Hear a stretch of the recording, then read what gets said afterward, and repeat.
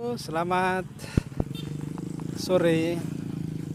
Pada kesempatan hari ini saya berkesempatan untuk mengunjungi salah satu tempat yang cukup bersejarah dan banyak dikenal orang di seputaran Simalungun. Pesan yang bervariasi untuk setiap orang. Terutama baru-baru ini ada satu kejadian yang boleh dibilang musibah, di mana ada satu keluarga, anak-anak beserta keluarganya, bapak ibunya sedang bermain air di pinggiran Sungai Bah Bolon. Namun ada kejadian yang entah dikarenakan apa, 6 orang dari antara mereka terhanyut oleh aliran sungai. Itulah sepenggal cerita yang sempat ramai di pemerintahan akhir-akhir ini. Oleh karenanya, saya juga berkesempatan mengunjungi tempat ini, ingin melihat dari dekat seperti apa sebenarnya kondisi Bah Bolon dan apa saja yang ada di Bah Bolon ini. Oke, jangan lupa saksikan terus video ini. Untuk Anda yang belum subscribe, jangan lupa subscribe, like dan share video ini bila menurut Anda memang video ini layak untuk dibagikan dan ada informasi yang berharga di dalamnya. Terima kasih, saksikan terus perjalanan saya pada sore hari.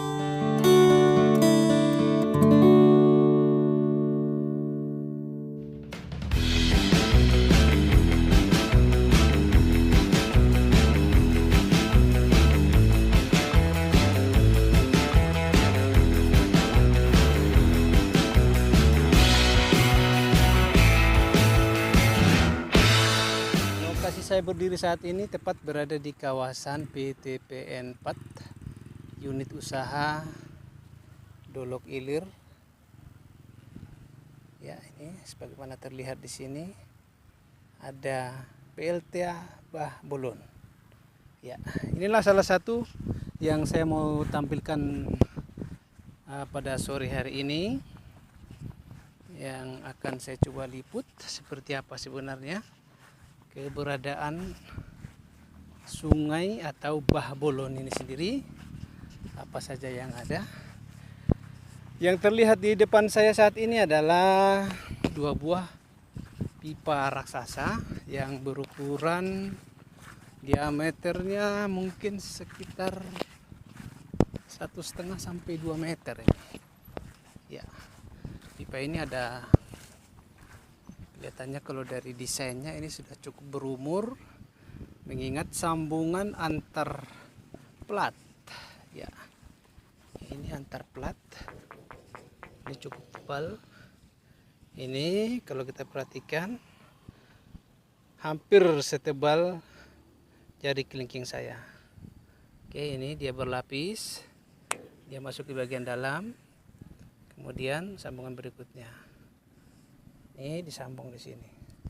Ini lengkap pakai paku keling namanya. Setahu saya paku keling ini disambungkan dengan cara dipres dan dipanaskan. Ada sebanyak 2, ya, ada 2 pipa ya, pipa raksasanya ada 2 biji. Di bawah bantalannya langsung ke semen, tidak ada bantalan perantara semacam karet atau sejenisnya. Ini saya lihat langsung, dan ini tentu saja adalah peninggalan dari zaman Belanda 1922. Oke, kita lihat gelap. Ya, ini dia tulisannya 1922. Bayangan saya ini di atas ini adalah intake dari dam. Barangkali di atas itu ada dam. Oke, seperti ini. Panjang pipa ini mungkin hampir 150 meter menuju ke ujung sana ya. Ini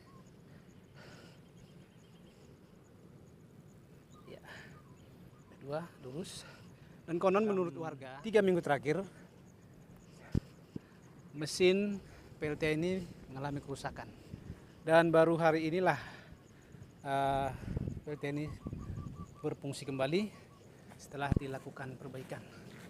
Oke, selanjutnya mari kita lihat ada apa di atas sini. Kita perhatikan lagi apa saja. Ya, seperti biasa, ini ada saringan yang terbuat dari jaring-jaring kisi-kisi besi. Kemudian di sebelah sini ada pengatur debit air. Ya, ini untuk membuka dan menutup intake. Ini untuk membuka dan menutup buangan, ya, limpahan air seperti ini. Kelihatannya airnya tenang saja di sini, ya, tenang.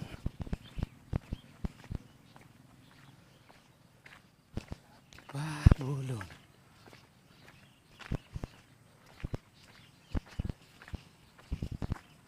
Ini saatnya kita berjalan menuju lokasi pembangkit atau lokasi turbin dipasang. Sebagaimana terlihat, ini adalah tabung peredam untuk menahan tekanan air dari atas untuk sebagai saluran pembuang angin, sehingga air bisa terkonsentrasi menuju ke kincir, sehingga bisa melakukan tekanan yang maksimal dalam memutar kincir di bawah sana. Ini adalah bagian dari trapo menuju distribusi ke pelanggan ataupun ke pemakai. Ini gedung turbin terlihat dari atas. Lokasinya berada di pinggiran sungai dan berada di bawah, ya, lebih rendah, sehingga tekanan air bisa lebih maksimal. Terlihat ada sejumlah warga yang berjalan mengarah ke atas. Mereka baru saja menyelesaikan bagian daripada acara syukuran di lokasi turbin, dengan maksud dan tujuan agar turbin bisa berjalan dengan normal dan semua dalam keadaan baik-baik saja. Itu mungkin salah satu pesan yang mereka sampaikan pada hari ini. Dan beginilah situasi ruangan turbin yang ada di lokasi ini. Ada 3 petugas yang menyambut saya dengan cukup ramah, mempersilahkan saya untuk melakukan pengambilan gambar di lokasi ini. Karena mereka tahu juga apa yang ada di tempat ini adalah merupakan barang antik, karena tentu saja usianya yang sudah hampir 100 tahun, namun sebagian masih bisa berfungsi dan bekerja dengan cukup baik. Yang saya lihat di lokasi turbin ini terdapat 3 bagian turbin yang terpasang di lokasi ini, namun hanya satu yang kondisinya bisa bekerja pada saat ini. Ada turbin yang nomor 1 dan nomor 3 kondisinya sedang dibongkar, mungkin mau dilakukan perbaikan. Nah, ini terlihat beberapa gulungannya sudah cukup,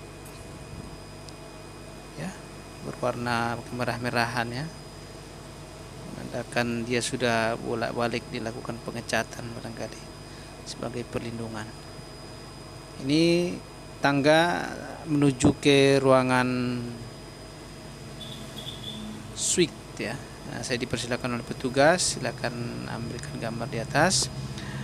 Menurut informasi dari petugas, beberapa perangkat ini bukan lagi bawaan sejak pemasangan di awal, ya. Ini sudah berapa kali dilakukan penggantian, karena beberapa kali juga kesambar petir ya. Seperti ini ada berbagai instrumen yang terpasang di sini sebagai pemutus atau pengontrol arus yang dihasilkan oleh turbin untuk disalurkan ke trafo dan seterusnya didistribusikan ke pelanggan. Seperti ini situasinya, ada 3 set turbin ya, terpasang di sini, dan ada penampilan yang buat saya cukup unik, di mana bagian daripada turbin ini yang saat ini sedang bekerja, bagian dari asnya atau angkernya itu dibantu dilumasi supaya tidak berbunyi, dan juga ada dibantu pendinginan dengan mempergunakan air yang diletakkan di atas as, sehingga ada airnya perlahan-lahan bisa menetes untuk membantu mendinginkan. Kalau dipikir-pikir memang tentu saja ini memiliki risiko, karena apa yang diproduksi oleh alternator tersebut juga adalah arus listrik yang tentu saja apabila salah dalam penanganannya itu juga bisa membahayakan ya. Ini terlihat ada percikan air ya yang terjatuh di as dengan maksud dan tujuan tadi untuk membantu mendinginkan angkernya atau asnya sehingga tidak cepat rusak. Salah seorang petugas yang bekerja di lokasi ini sempat berbincang dengan saya, menceritakan beberapa kali terjadi kerusakan pada bagian turbin ini diakibatkan oleh gangguan yang bersumber dari petir. Hal ini tentu saja cukup merusak terhadap peralatan yang ada di tempat ini. Padahal menurut keterangan dari petugas tersebut, semua bagian daripada turbin ini sampai ke trafo juga ke tiang distribusi sudah dilengkapi dengan RD atau penangkal petir, namun masih juga belum berhasil untuk menghalau serangan dari petir. Apakah mungkin ada salah satu dari bagian penangkal petir tersebut yang sudah mengalami kerusakan?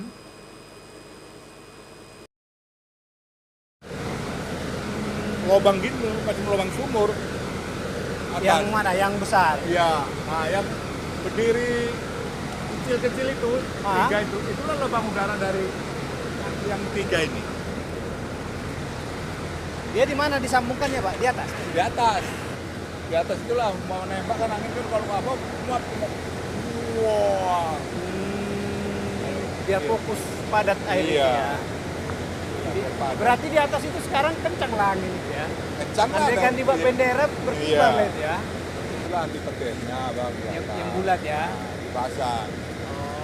Dan memang kita udah pakai penangkis, cuma masih juga. Di trafo sendiri? Di trafo nggak dibuat? Nggak semua dibuat. Tiang semua dibikin semua. Ardi-ardi yang untuk buangan itu semua ada di batas air. Nah, banyak jetnya itu kan 2020 ya. Tanggal 7 bulan 7 2020. Iya. Sementara ini ada keterangan lain. 26. Di batas 26. 20 bulan 10 1926. Di bawahnya 20 Desember. Ya. 59 itu satu itu. Satu lagi bawahnya nggak nampak. Ya. Ini 24. Yang paling bawah ini 2024. 2024 juga. Oh, ya. ada juga mendekati itu ya. Iya, 24 masuk.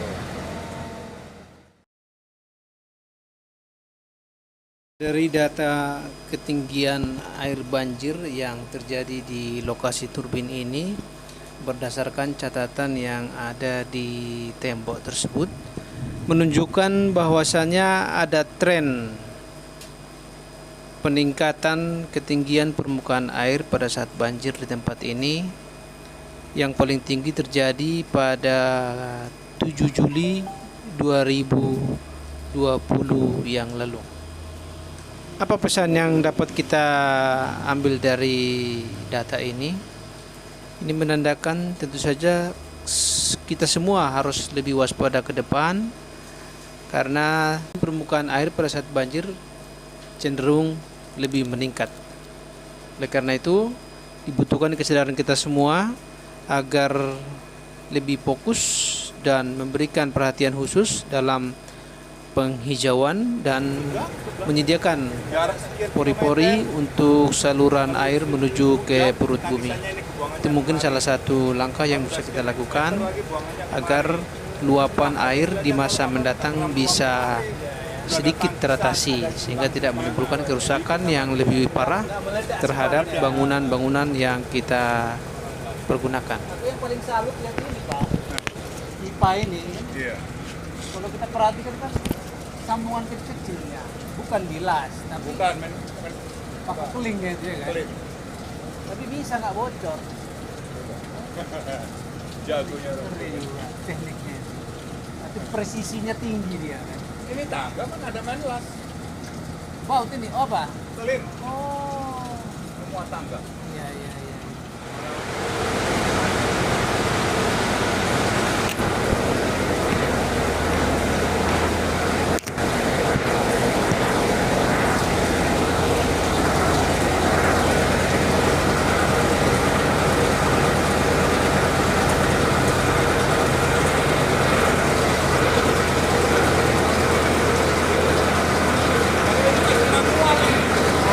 Masih manual.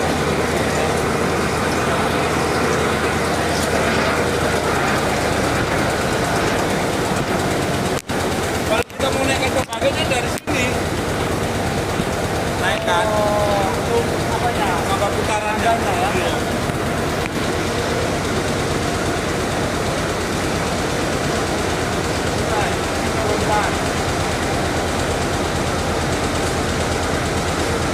Ada sistem kupu-kupu di dalam ini. Sistem kupu-kupu dia. Kalau kita naikkan nambah dia buka. Air tambah deras. Jadi kalau kita menurunkan dia kecil. Di putaran ini ramai ya. Ini kita nambah dia sini. Nah, kalau kita turunkan air mati, air mati, hapus.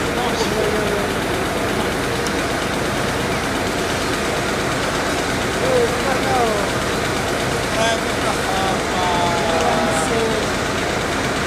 Orang